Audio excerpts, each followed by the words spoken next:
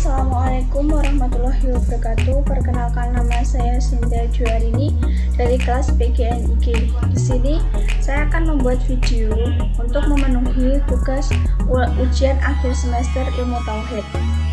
Di sini saya akan membahas tentang Al-Quran dan kemukjizatannya. Al-Quran adalah kitab umat Islam.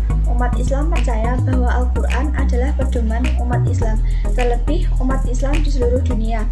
Al-Quran merupakan salah satu kitab yang sampai sekarang masih terjaga keasliannya. Al-Quran bukan hanya sekedar menjadi bahan bacaan, namun juga memiliki multifungsi dan selalu cocok dengan fenomena dalam kehidupan. Hal ini merupakan salah satu mukjizat yang dimiliki oleh Al-Quran. Sebagai umat muslim, kita harus meyakini akan kebenaran yang terkandung di dalam Al-Quran, bukan hanya meyakini, tapi juga mengamalkan dan menjadikannya sebagai pedoman hidup. Salah satu objek lainnya dalam kajian ulumul Quran adalah mengenai mukjizat. Mukjizat adalah sebuah peristiwa, urusan, perkara yang luar biasa yang dibarengi dengan tantangan dan tidak bisa dikalahkan. Sebagai wahyu pertama yang diterima Rasulullah SAW, Al-Quran merupakan mukjizat terbesar yang diberikan kepadanya.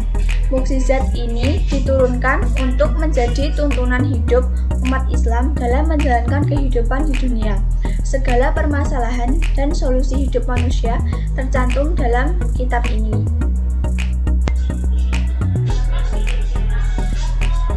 Pengertian Al-Quran ditinjau dari segi bahasa. Al-Quran berasal dari kata qoro'a yaqra'u Quran, yang berarti bacaan atau sesuatu yang dibaca berulang-ulang. Jika ditinjau dari segi istilah, Al-Quran berarti kalam Allah SWT yang diturunkan kepada Nabi Muhammad SAW sebagai mukjizat dan disampaikan dengan jalan mutawatir dari Allah atas perantara malaikat Jibril. Pengertian Al-Quran menurut para ahli yang pertama adalah menurut Syekh Muhammad Qudori Beg, Al-Quran merupakan firman Allah yang dalam bentuk bahasa Arab yang diturunkan kepada Nabi Muhammad untuk dipahami isinya dan disampaikan kepada umatnya dengan cara mutawatir, ditulis dengan mushaf yang dimulai dari surat Al-Fatihah dan diakhiri dengan surat An-Nas. Yang kedua adalah menurut Dr. Subhi As-Soleh, Al-Quran adalah kalam Allah yang merupakan mukjizat diturunkan kepada Nabi Muhammad yang ditulis dalam mushaf, diriwayatkannya secara mutawatir dan membacanya adalah bernilai ibadah. Dan dari penjelasan kedua ahli tersebut dapat disimpulkan bahwa Al-Quran adalah wahyu Allah yang diturunkan kepada Nabi Muhammad dengan perantara malaikat Jibril, ditulis dengan mushaf dan membacanya merupakan ibadah. Yang kedua adalah kemukjizatan Al-Quran. Mukjizat adalah peristiwa luar biasa yang terjadi melalui seseorang yang mengaku sebagai nabi, sebagai bukti kenabiannya. Tujuan dari kemukjizatan Al-Quran adalah untuk menjelaskan kebenaran Al-Quran dan Rasul yang membawanya, sekaligus menetapkan bahwa sesuatu yang dibawa oleh mereka hanya sekedar menyampaikan risalah Allah SWT, menghabarkan dan menyerukan. Aspek-aspek kemukjizatan Al-Quran dapat diklarifikasikan ke dalam 3 hal, yaitu aspek kebahasaan, berita gaib, dan isyarat ilmiah. Yang pertama adalah aspek kebahasaan. Gaya bahasa yang digunakan Al-Quran berbeda dengan gaya bahasa yang digunakan oleh orang-orang Arab. Meskipun Al-Quran menggunakan bahasa Arab sebagai bahasa pengantarnya, kalimat demi kalimatnya mengandung unsur sastra yang sangat baik dan indah, namun tetap mudah dipahami kandungannya. Hal tersebut karena keistimewaan aspek gaya bahasa yang digunakan oleh Al-Quran.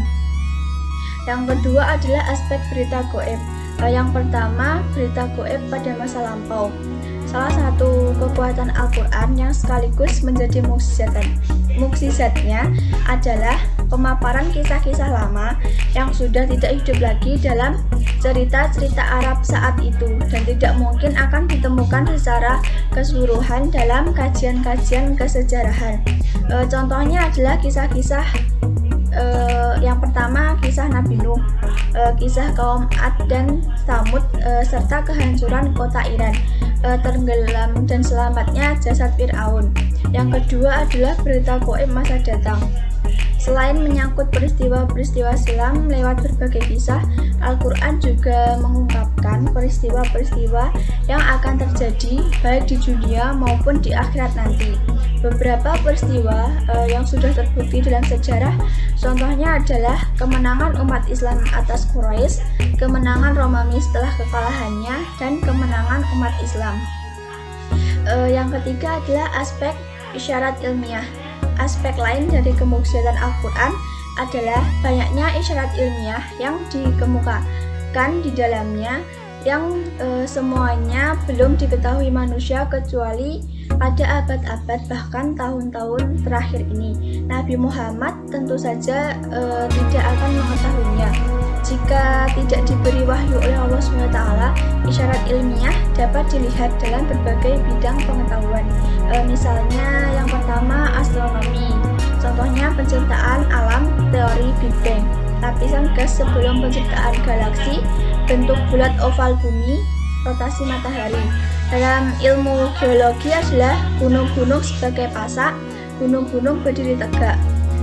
Yang selanjutnya adalah pokok-pokok ajaran Al-Quran. Al-Quran adalah kitab Allah yang diturunkan kepada Nabi Muhammad SAW, berisi petunjuk guna menjadi pedoman hidup atau way of life umat manusia. Ajaran Al-Quran begitu luas dan dalam, sedangkan hukum-hukum yang terkandung di dalamnya lengkap selaras dengan tujuan hati nurani manusia. Kapan dan di mana saja mereka berada, menjadi rahmat bagi alam semesta. Isi kandungan Al-Quran selanjutnya dapat digali dan dikembangkan menjadi berbagai bidang. Yang pertama adalah akidah. Akidah adalah keyakinan, kepercayaan. Akidah Islam adalah suatu kepercayaan yang diyakini kepercayaannya dan diyakini kebenarannya dengan sepenuh hati oleh orang Islam. Mengaku iman saja tidak cukup. Untuk menunjukkan bahwa ia beriman kepada Allah SWT, ia harus mampu menyatakan keimanannya dalam amal perbuatan baik dan tingkah laku yang terpuji atau akhlakul karimah seperti yang diajarkan oleh Allah SWT. Beberapa ayat-ayat Al-Quran dan hadis Nabi Muhammad menyebutkan bahwa pokok-pokok kepercayaan yang diyakini menjadi akidah orang muslim ada 6, yaitu yang pertama iman kepada Allah SWT, iman kepada malaikat Allah SWT, iman kepada kitab-kitabnya, iman kepada rasul-rasulnya, iman kepada hari kiamat, dan iman kepada qada dan qadar yang baik dan tidak baik. Yang selanjutnya adalah ibadah dan muamalah. Manusia diciptakan Allah SWT untuk mengabdi, berbakti, dan beribadah kepadanya. Manusia adalah makhluk sosial yang dalam kehidupannya memerlukan berbagai kegiatan dan hubungan atau untuk berkomunikasi. Manusia dengan Allah, komunikasi manusia dengan Allah disebut hablum minallah, yang tata hubungan manusia dengan Tuhannya seperti sholat, zakat, puasa, dan beribadah yang lainnya. Hubungan manusia dengan manusia lain serta alam sekitarnya disebut hablum minannas, seperti contohnya adalah silaturahmi, jual beli, transaksi dagang, dan kegiatan kemasyarakatan lain yang disebut muamalat. Untuk menciptakan suasana damai, aman, tentram, sejahtera, dan bahagia, manusia juga membina kedua jalur komunikasi tersebut, yaitu komunikasi dengan Allah SWT adalah ibadah dan komunikasi dengan sesamanya adalah muamalah. Yang selanjutnya adalah akhlak. Nabi Muhammad SAW ditugaskan Allah untuk membangun akhlak mulia, meningkatkan derajat manusia dari lembah hina menjadi mulia. Dalam salah satu hadis dikatakan bahwa sesungguhnya aku Muhammad diutus Allah untuk membangun akhlak mulia. Hadis riwayat dan Al-Bukhari. Nabi Muhammad SAW berakhlak mulia, menjadi suri tauladan dan panutan umat manusia, uang yang mendambakan kebahagiaan dan rahmat Allah SWT. Dengan demikian, aspek akhlak ini menurut Islam sangat penting karena berkaitan dengan masalah hubungannya sesama dan juga dengan Tuhan. Di antaranya perbuatan yang harus dijalankan seorang muslim yaitu berlaku adil, berbuat kebajikan, bersedekah, menghindari perbuatan jahat, dan menjauhi permusuhan. Yang selanjutnya adalah hukum. Al-Quran merupakan sumber hukum Islam guna mengatur tata kehidupan yang aman, damai, sejahtera, adil, makmur, selamat dunia dan akhirat.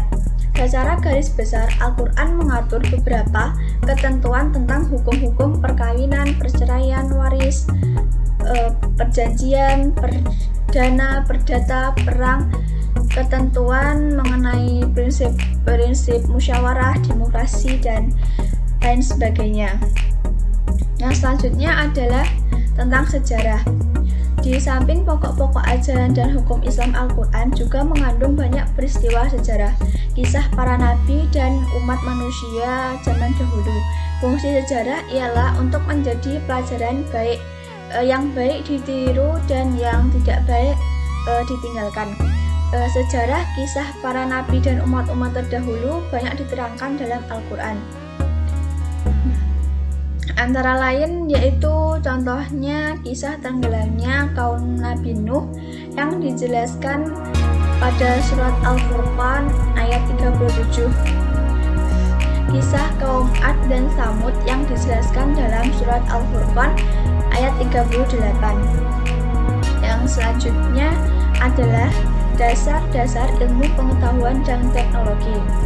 Untuk mencapai kemajuan dan kesejahteraan manusia memerlukan ilmu pengetahuan dan teknologi. Namun ilmu pengetahuan dan teknologi saja tidak cukup memberikan jaminan bagi kesejahteraan dan keamanan manusia serta kebahagiaannya. Ilmu pengetahuan dan teknologi juga harus dilandasi dengan ilmu agama, karena tanpa agama hal tersebut dapat membinasakan umat itu sendiri, seperti penggunaan teknologi untuk menghancurkan manusia dan mengancam kehidupannya. Yang selanjutnya adalah tujuan diturunkannya Al-Quran. Sebagai pedoman hidup yang benar, Al-Quran niscaya harus memberikan suatu petunjuk yang benar, mendasar dan pasti, sehingga dapat dijadikan sebagai pegangan yang kokoh dalam menghadapi hidup. Oleh karena itu, tujuan utama diturunkannya Al-Quran tidak lain kecuali untuk memberikan petunjuk kepada umat manusia di jalan yang harus ditempuh demi kebahagiaan hidup manusia di dunia dan di akhirat. Adapun petunjuk pada pokoknya ada 3, yaitu yang pertama petunjuk bagi manusia. Allah menurunkan Al-Quran dimaksudkan sebagai petunjuk bagi manusia dan menjadi pedoman bagi kehidupannya. Al-Quran memberikan petunjuk dalam persoalan akidah, syariah, dan akhlak dengan jalan meletakkan dasar-dasar prinsip mengenai persoalan-persoalan tersebut. Dan Allah menugaskan Rasulullah SAW untuk memberikan keterangan yang lengkap mengenai dasar-dasar itu. Jadi, Al-Quran tersebut memberikan petunjuk bagi orang-orang yang bertakwa, yaitu orang yang memelihara diri dari perbuatan dosa dan yang dibenci Allah SWT, yang dengan cara mengikuti segala perintahnya dan menjauhi segala larangannya. Dengan demikian, Al-Quran menjadi petunjuk bagi orang-orang yang bertakwa. Yang kedua adalah sumber pokok ajaran Islam. Sudah tidak dapat disangka lagi bahwa di dalam Al-Quran Allah menerangkan segala sesuatu yang diperlukan manusia, baik mengenai urusan dunia. Di dalam Al-Quran Allah SWT menerangkan kaidah-kaidah syariat serta hukum-hukumnya yang cocok untuk diterapkan di segala zaman dan tempat, serta diperuntukkan bagi seluruh umat manusia, tidak dibatasi untuk sesuatu golongan atau suatu bangsa saja. Di dalam Al-Quran Allah juga menerangkan hukum yang menyeluruh, akidah yang tegas, dalil atau hujah yang kuat, dan akurat untuk menyatakan kebenaran agama Islam. Karena itulah maka Al-Quran dapat berlaku sepanjang zaman. Hukum menyeluruh terus dijadikan sumber hukum lagi bagi hukum-hukum yang lain. Selanjutnya adalah peringatan dan pelajaran Al-Quran. Di dalam Al-Quran banyak terdapat kisah para nabi atau rasul beserta umatnya. Ada yang mengungkapkan kebaikan-kebaikannya, yaitu kepatuhan dan ketaatan umat kepada rasulnya, dan ada juga yang mengungkapkan keburukan-keburukannya, yaitu keingkaran dan kesombongan umat kepada rasulnya. Semuanya itu merupakan peringatan bagi kita semua umat manusia.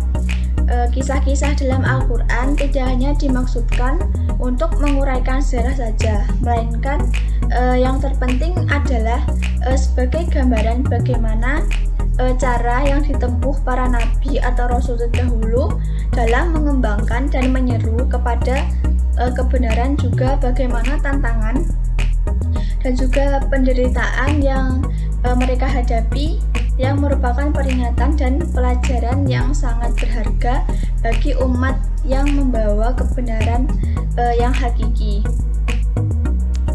Sekian presentasi dari saya. Apabila ada kurang lebihnya saya mohon maaf. Wassalamualaikum warahmatullahi wabarakatuh.